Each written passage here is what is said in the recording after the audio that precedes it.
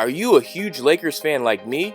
Want to stay up to date on not only the latest NBA news, but Lakers news as well? Go check out a brand new app brought to you by Hardwood Amino, called LakersWorld Animo.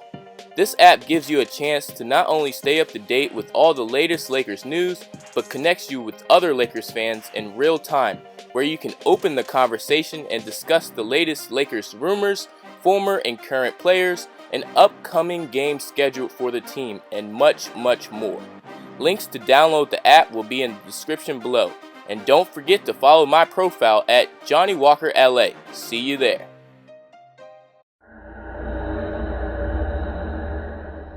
With the 2016-2017 season now behind us, the Los Angeles Lakers now have an important task during the offseason of trying to improve their team, whether it's through the draft, through free agency, or trades. So in this video, we take a look back at the moves that the Lakers general management have done so far this offseason and discuss what Lakers GMs and current players must do or continue doing this offseason to be successful and ready for the upcoming season. In 10 things the Lakers must do this offseason 2017. Magic Johnson refers to Brandon Ingram as Mr. Untouchable, the only player the Lakers refuse to take trade offers for, and a large part of this has to do with his enormous amount of potential that the Lakers GMs see in Ingram.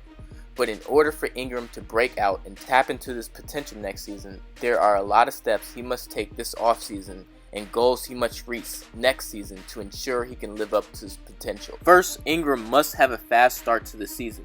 If that requires more shooting drills or more hours in the gym, so be it. Last year, Ingram started slow shooting the ball, and this reflected in his season-end shooting totals. While some of these totals can be attributed to the fact that Ingram didn't start till mid-season, starting only 40 games his rookie season, his best month of his rookie season was April, where he averaged 13 points, 4 rebounds, and 2 assists, while shooting 51% from the field and 30% from 3.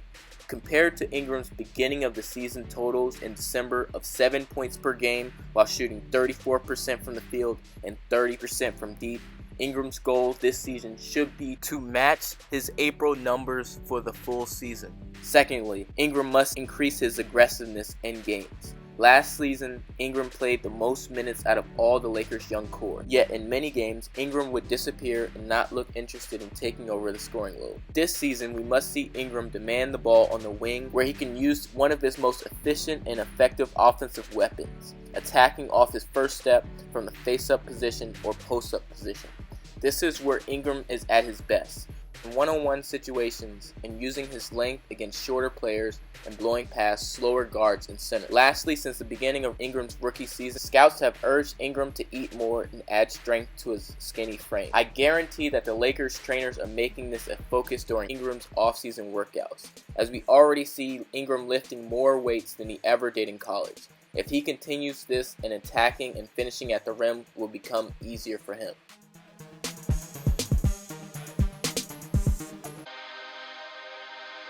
The news of the D'Angelo Russell trade to the Brooklyn Nets was a surprise and a disappointment to many, but with this move, the Lakers officially opened up the Staples Centers for Lonzo Ball, and that's not necessarily a bad thing. With the trade, the Lakers were able to secure a proven 20-point low post scorer in Brook Lopez, while also acquiring more talent in the draft, and most importantly, getting rid of Mozgov's horrible contract signed last season. The Lakers' future now lies with Lonzo Ball, but the Lakers also drafted other rookies, Josh Hart, Kyle Kuzma, and Thomas Bryant. So what must he and other newly drafted players work on this offseason to be successful? The most important part of a young player's game coming into the NBA is their conditioning. Will they be ready to go from only 35 games in college to 82 or more in the NBA and play big minutes every night? The Summer League on July 7th will give these rookies just a taste of what's to come in the NBA, and coming into Summer League and training camp in shape will only benefit their game and playing time in the future. Secondly, Lonzo and these newly drafted prospects must find some type of consistency right away. Whether it is working out together, showing each other where they like the ball, or collectively locking in on defense. With all these new players added to the Lakers, finding their identity early will only help in future success. Lastly, we need all players to stay injury-free and take care of their body. While it may seem like a simple task, one injury could really derail a season, especially if it is to the future of the franchise, Lonzo Ball. The rookies aren't the only ones that need to stay in shape this season. Julius Randle expressed during his exit interview that his main priority during this offseason will be changing his body and getting into the best shape of his life for the season. And already we are beginning to see the results in his body, as he shared on social media. But will this change in his body necessarily translate to success on the court? That all depends on how hard he will continue to work out the rest of the summer, and if he will continue to keep up this pace until the season begins. Most importantly for Randle during this offseason is improving his outside shooting and spacing the floor. Randle needs to be able to hit mid-range and outside jumpers when the lane is too crowded for him to go left. Continuing to practice these shots will be key for Randle this offseason. Brook Lopez, the newly acquired center, will play an important role in the new-look Lakers this season.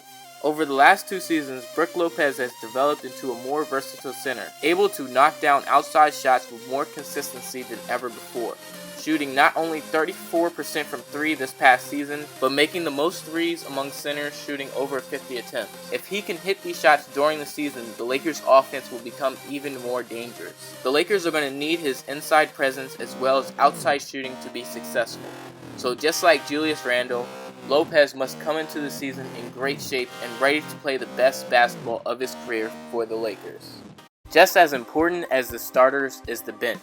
Last season, the Lakers boasted one of the best benches in the league and was often considered better than their starters. A large part of the Lakers' bench success came from Lou Williams, who has since been traded to the Rockets. But another part of that success was Luke Walton's ability to bring Jordan Clarkson, a valuable asset for the Lakers, off the bench in certain situations. While Jordan Clarkson has been a spark plug off the bench for the Lakers at times, his consistency just hasn't been there, and is shown in his numbers this season. While starting 19 games, he averaged 14 points per game, compared to starting 79 games the year before, averaging 15 points per game. With this drop in numbers, many wondered how much better can Jordan Clarkson actually get in the long run. With the Lakers drafting 2 guards in the 2017 draft, and the D-League talent David Nwaba signing a new 2-year deal, what will be Clarkson's role moving forward? This season, the Lakers need to find the consistent role for Clarkson, whether it's coming off the bench or starting. Having a consistent role will help Clarkson thrive to his full potential, or will help the Lakers figure out that they will be better off without him. Speaking of guards, David Nwaba is another guard that was signed during the season that fills up the Lakers' rotation.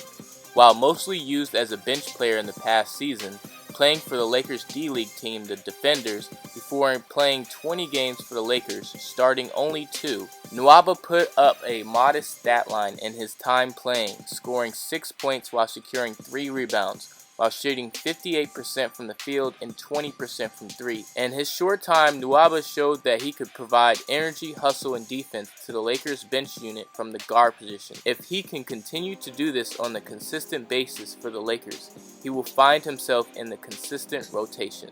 Larry Nance Jr. became an instant sensation with his spectacular dunks and energy off the bench. But the trouble for Nance Jr. has been staying on the court, as he only played 63 games last season due to injury, starting in 7 of them. Nance played the same amount of games his rookie season, so this season we want to see Nance stay healthy and play the full season. Having Nance on the court will only benefit in the Lakers' success. In addition to staying healthy, Nance must work on his consistency in 3-point shooting. In college, Nance was able to show his versatility by stepping out to the 3-point line and shooting as high as 34% from 3 in his time in college. Last season, Nance rarely got to show off his shooting versatility, so this offseason should be focused on hitting a consistent clip from 3 while wide open.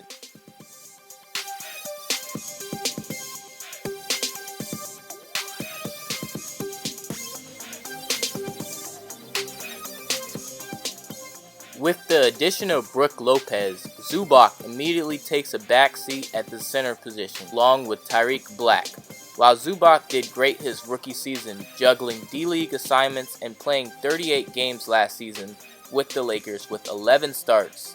In those starts, Zubac proved that he can put up great offensive performances while still rebounding at a high rate, averaging 7 points and 4 rebounds per game, and if not for an ankle sprain towards the end of the season, Zubac would have put up even better numbers. Coming into this offseason, Zubac must work on being able to make an immediate impact on the game right away with his size and offensive game.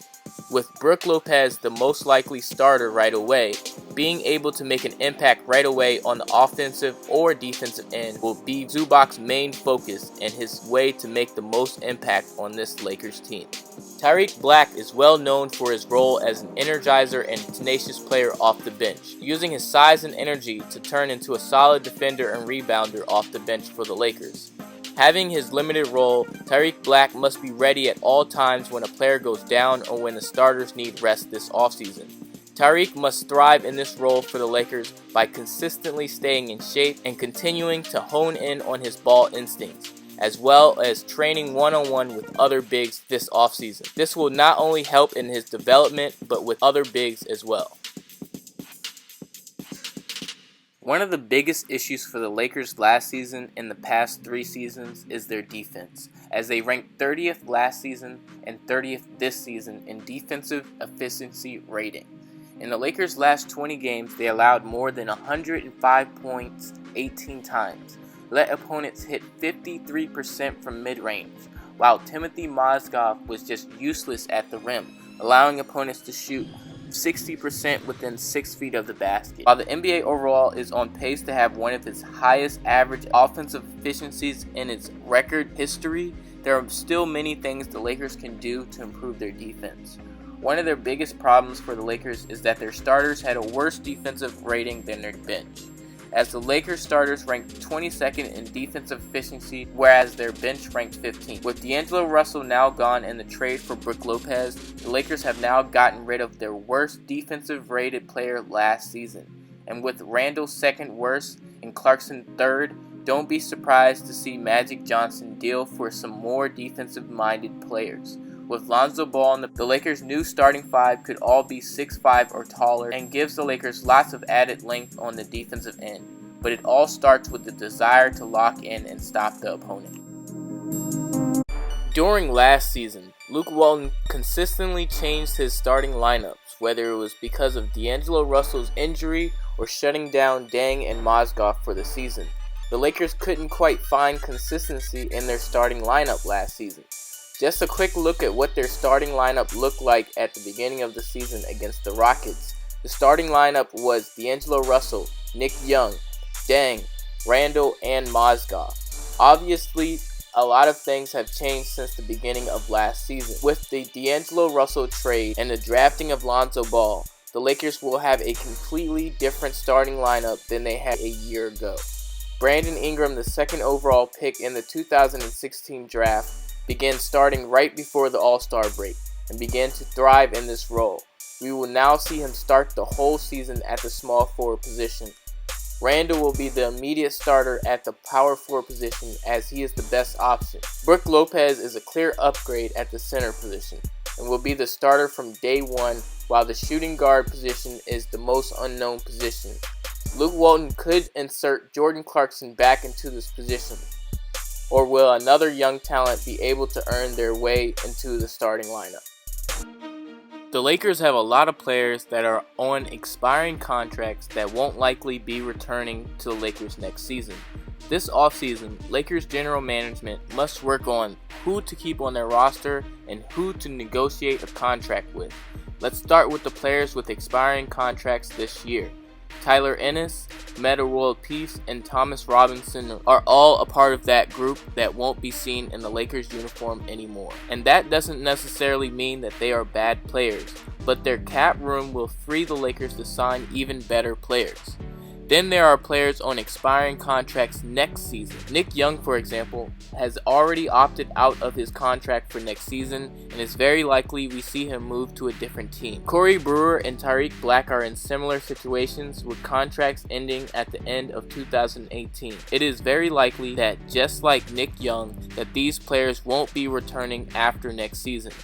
Julius Randle and Brook Lopez are also on expiring contracts at the end of the 2017-2018 season, and depending on their play this season, the Lakers might want to renegotiate their contracts, as they will still be viable asset to the Lakers at the right price.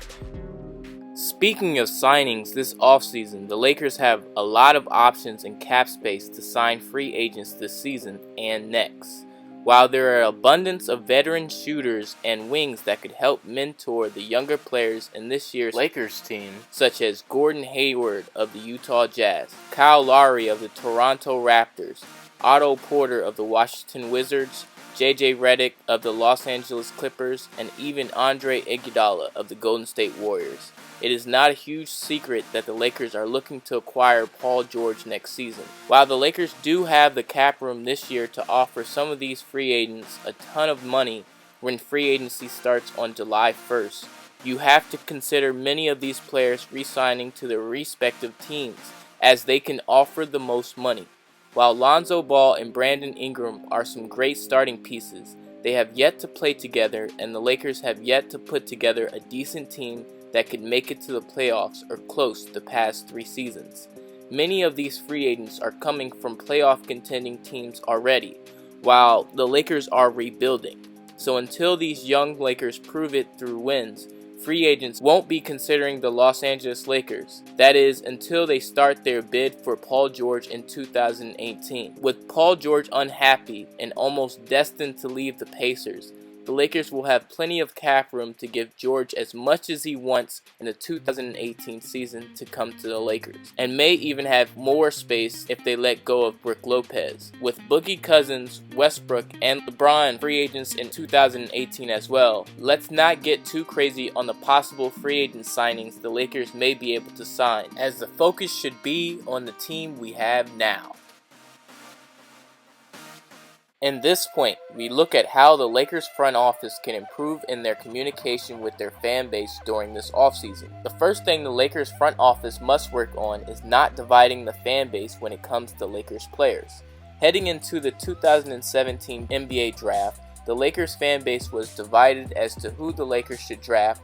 While many were convinced Lonzo Ball would be the pick, Lakers fans and media were divided as news leaked that top prospects De'Aaron Fox and Josh Jackson had better workouts than Lonzo Ball. While this may not have been necessarily true, the leaked information divided the fan base as to who would be better to lead the franchise. Lakers general management did a similar tactic in the 2015 NBA draft, dividing fans when drafting D'Angelo Russell instead of Jahlil Okafor. Leaked information and rumors divided fans, as many were convinced Jahlil Okafor was the pick, while the Lakers management knew all along they were going to pick D'Angelo Russell. While De'Aaron Fox and Josh Jackson could end up being great players, the Laker player for the future is now Lonzo Ball. So let's all be on board as fans with the player that they drafted. Let's be honest, Lakers fans are hungry for the playoffs. The Los Angeles Lakers haven't been to the playoffs since 2013, and while the West can be a competitive conference, the Lakers can't afford to have any more losing seasons, as they will have no draft selections in the 2018 NBA draft. In the last 3 seasons, the Lakers were picking in the lottery of the draft, and we have yet to see those picks translate into wins. The Lakers front office have seen this and have already made some huge changes to make sure playoff dreams become a reality, making serious moves to upgrade all their positions both offensively and defensively. Even if the Lakers still do miss the playoffs this season, their priority should be avoiding losing streaks and going into every game expecting to win, and of course having a better record than the year before. Making these things a priority for the Lakers players and coaches this offseason will only make them a better team in the long run. But what do you think, Laker fans? What must the Lakers do this offseason to be successful? Leave it in the comment section below. But until then, it's been your boy, Johnny Walker LA, and I'm out. Bow.